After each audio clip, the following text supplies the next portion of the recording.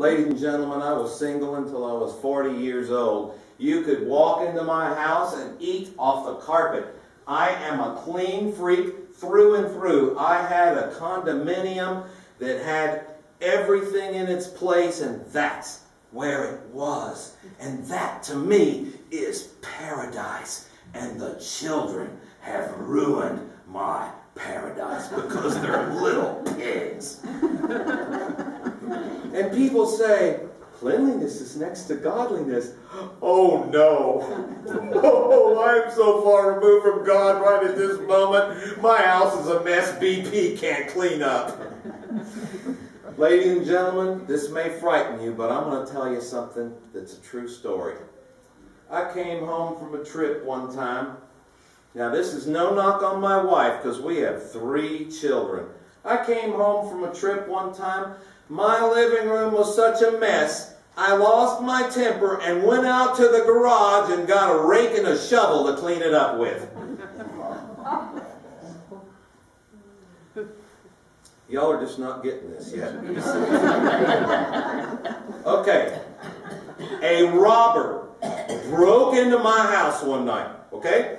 Came all the way back to my bedroom, woke me up, and started chewing me out because my living room was such a mess he could have been hurt. Well, excuse me. Oh, I don't even need an alarm. I defy you to come into my house in the middle of the night, in the dark, find something of value, and get out with your life. I know I could not do that, and I live there.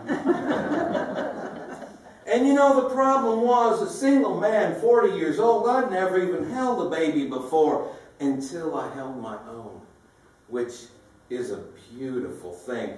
I thought I was such a big star, and I thought I was so cool until that first little baby popped out, and I just went, oh gosh, I don't even want to go to work anymore. My goodness, I am addicted to these little children. And you know, when you have children late in life, and especially in my case, when you're a reformed baby hater, you know, I was one of those single guys that's like, see a baby, I'd be like, can you turn that off? Make it stop! What is that awful noise they're making? Those people are the worst. They're like born-again Christians. When they turn over, they're like, oh, babies! Oh, come here, Dad! Just terrible with the babies. But how much ever you want to be a great dad, and how much ever you want to be a baby knower and a baby lover, if you don't know anything about babies, you just don't know anything about babies. It's different. I was so naive, I had no idea. For example, I had no idea that my daughter, my budding little Picasso, was going to draw masterpieces all over the walls with permanent markers. My solution to the problem, a can of some really good primer paint and a fancy electric pencil sharpener. I bought them a fancy electric pencil sharpener and what I consider to be a lifetime supply of 200 pencils. I almost had to forgive you. Oh, thank you so much. And I gave the kids instructions. Only sharpen the pencils when you need them. My first lesson. In the first hour, the children have sharpened every single one of the 200 pencils. I didn't even know that was possible. All the way down to the erasers. I come in the room, the pencil sharpener is smoking. The pencil shavings reservoir has popped off.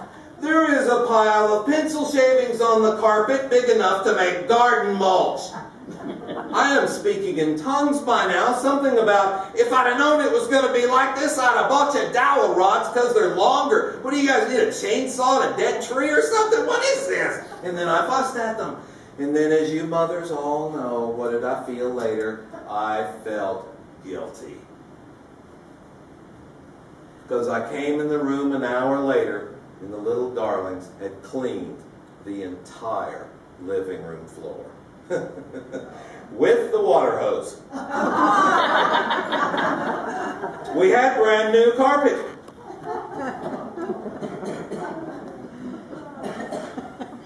So funny. And there they are, 3 of the cutest little babies you've ever seen, completely oblivious, standing there in 2 inches of water. Do you like it, Daddy? We queened to 4.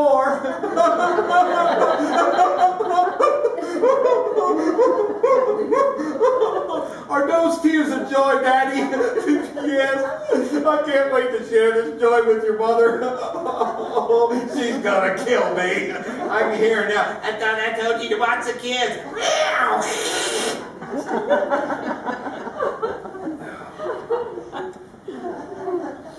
My daughter, what a piece of work.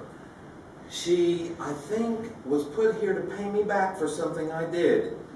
Maybe I was a bad single guy, because I have a daughter that she keeps me busy. She is really, really something else, but boy, the love of my life. Her and I had a great experience together that was a great bonding thing. 3 or 4 years ago, I got a call that a comedian never gets. My agent calls me and says, Jeff, there is a swimsuit company that wants a comedian to MC their photo shoot to make it more interesting. And I'm like, how much do I have to pay? No, they're going to pay you. Okay, I'm in.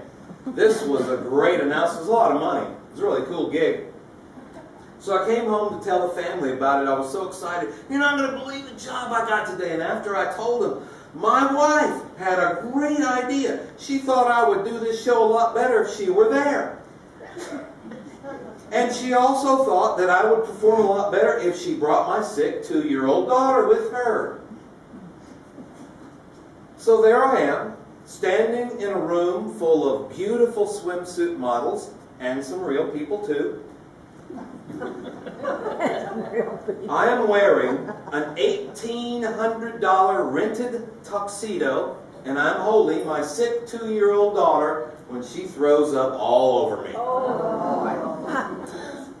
Before I could get upset, I realized something. Vomit is love. It is. She could have thrown up on anybody she wanted to, but she didn't. She threw up on her daddy. Yeah, we formed a bond that day. I had my daughter all day because suddenly I couldn't find my wife anywhere to take the smelly child. So there we are, standing in the middle of the room, my daughter and I. We're all alone because everybody else isn't in the middle of the room. As a matter of fact, there was a mosquito flying straight for me. He died in midair from the smell. Needless to say, the tuxedo company did not give my deposit back, and they suggested that if I was going to go out on the town again, not to come see them.